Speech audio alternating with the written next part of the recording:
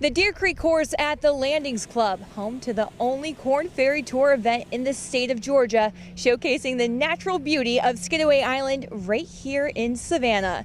The future stars of the PGA Tour, they're putting on a show in the hostess city here at the Club Card Championship. The golfers, not the only stars on the links. How about UGA at the tournament representing the back-to-back national championship?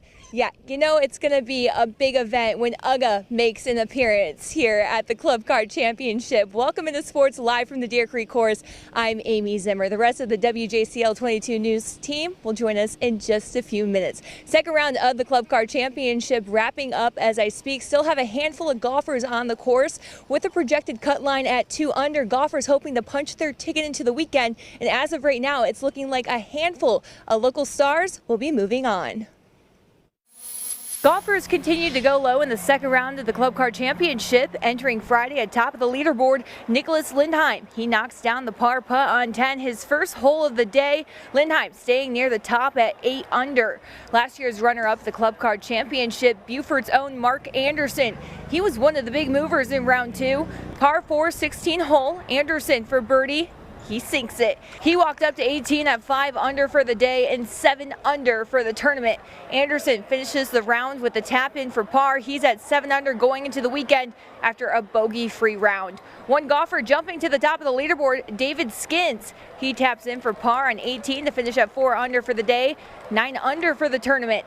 Tim Whiting catching the spotlight after an eagle and 2 birdies on the front 9 to the par 5 14 hole. Gets out of trouble nicely, setting himself up to tap in for par. Whiting ending the day at 8 under. Former Alabama star golfer Wilson Furr having himself a day. Here he is on hole 14, and he would sink the birdie putt. Furr and Roger Sloan carding the lowest rounds of the day, 8 under 64. Furr now 5 under after a big Friday. Staying on 14, Bryson Nimmer has company, yet not going to phase him. Nimmer gets himself out of the drain to set himself up for back-to-back birdies. To 18, Nimmer taps in for par, a solid second round, carding a 4 under par 68. The former Hilton Head Christian and Clemson star 4 under for the tournament heading into the weekend. After calling the Club Card Championship his major, former Armstrong State star Shad Tuin continues to be very much in the hunt. He teed off in the afternoon and he played well. Tuin starting his day with a nice par save on number 10, his first hole of the day.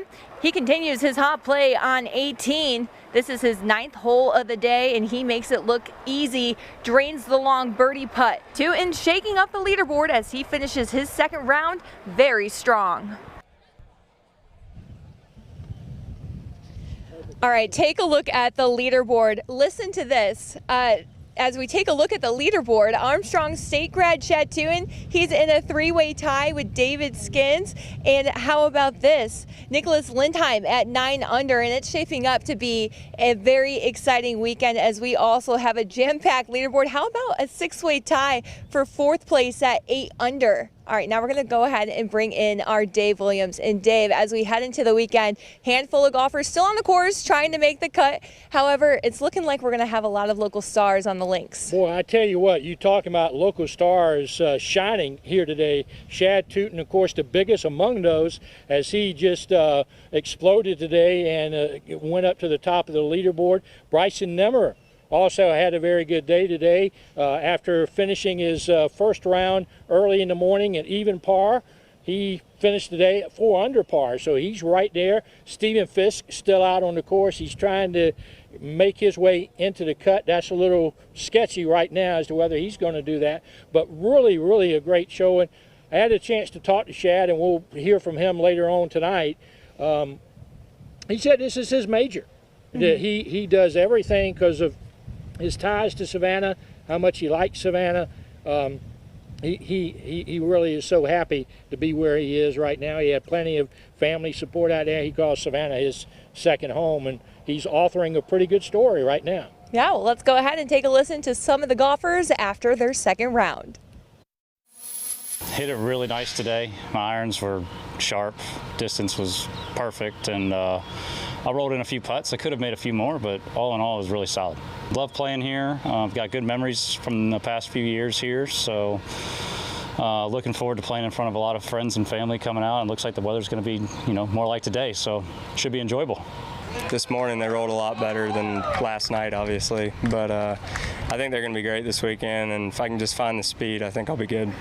I'm super excited. I mean, obviously, just getting to play near my hometown and play in Savannah, it's incredible. I think we'll have a lot of people out here this weekend, and it means a lot to me just to be able to do what I love in front of the people I love. So it's going to be great.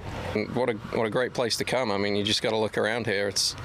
I'd say it's top 3 of everyone's list out here of venues we go to. The people are so nice, welcoming.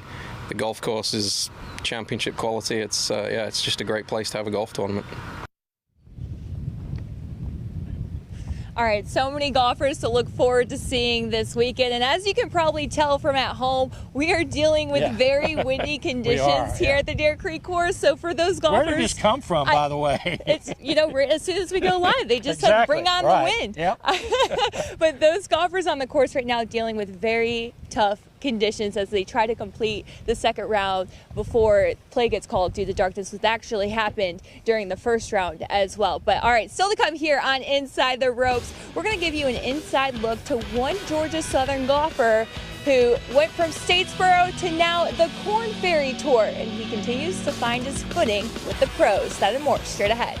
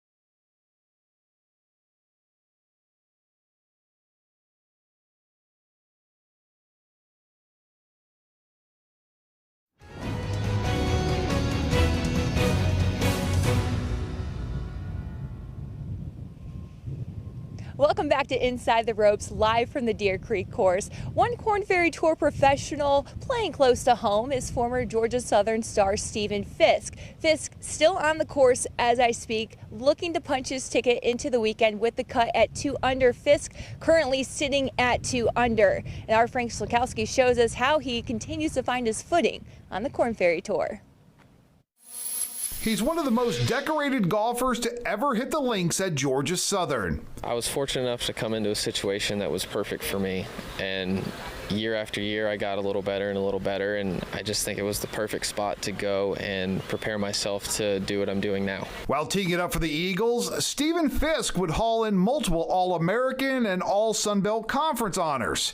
He capped off his storied college career, finishing runner-up at the NCAA Championships, and would turn pro in 2019. We travel all over the place, and to have an event, an hour down the road from where I spent, 4 years is pretty special. So hopefully a lot of people come out and watch and support the tournament. Fisk has faced plenty of challenges since he started getting paid to play, a nagging wrist injury, the pandemic, and life on the mini tours. But things falling into place now. After having partial status on the Korn Ferry Tour last year, Fisk full-time in 2023 as he continues his quest to become the first Eagle since Blake Adams to reach the PGA Tour. You get out what you put in, and there's a lot of people who are willing to put in those long hours and put in all that time, and I think that those are the kind of people that you'll see make their way out onto the Korn Ferry Tour and eventually the PGA.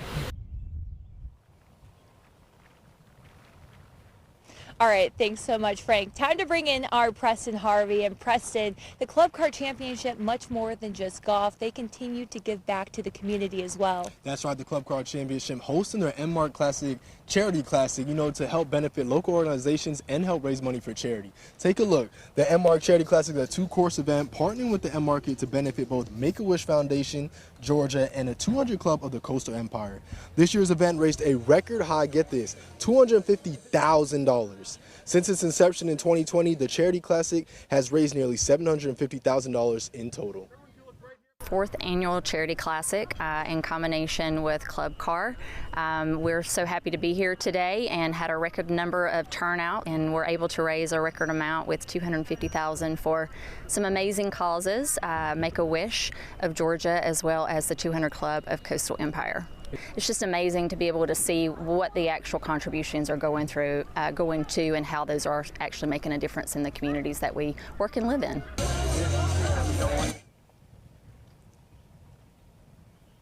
Wow, what a great way to give back to the community, Amy. Yeah, the Club Car Championship does so much for the community, and not only that, it continues to help local businesses. We're going to send it over to Riley Miller, who shows us.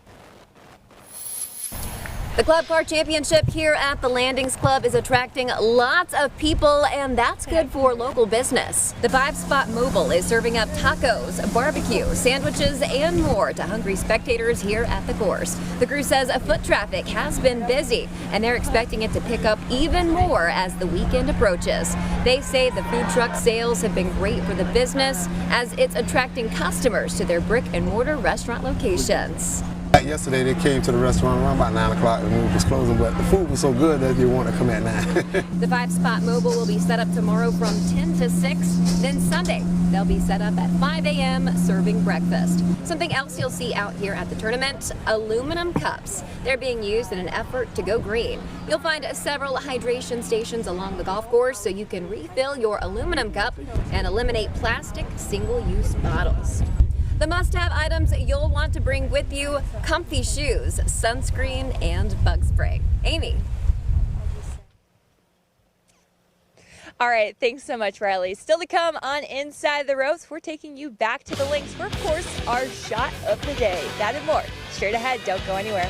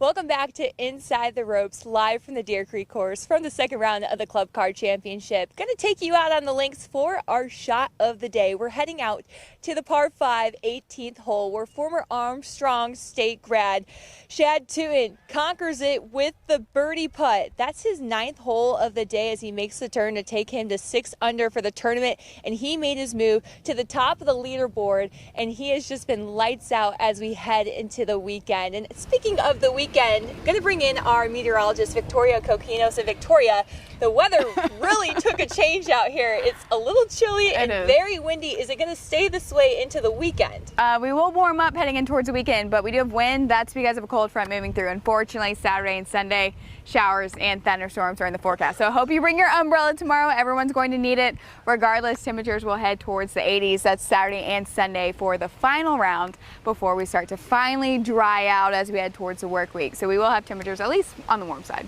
All right, well, I'll keep my fingers crossed that rain just stays away. I'll continue to deal with the wind and cold, but we'll try to pass on the rain. All right, thanks so much, Victoria. All right, and that's going to do it for this edition of Inside the Ropes. Be sure to join us this Sunday as we bring you a complete recap of the final round of the Club Car Championship at 11 o'clock. For now, for Inside the Ropes and all of our WJCL 22 News team, I'm Amy Zimmer. Have a